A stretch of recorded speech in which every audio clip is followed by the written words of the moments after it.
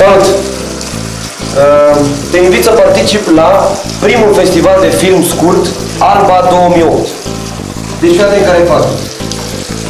Aici te poți înscrie de pe 15 august cu un film scurt, bineînțeles, cât mai scurt și cât mai sugestiv. Adică să exprime ceva. Poți să vii cu filme de comedie, cu documentare, cu filme tragice, cu orice, atâta timp cât exprimă o idee. După asta, după ce l-ai înscris, îți poți încuraja prietenii, colegii, dușmanii, nu se știe ce, să se înscrie în număr cât mai mare în juriul oficial, ca să te votezi. Înțelegi?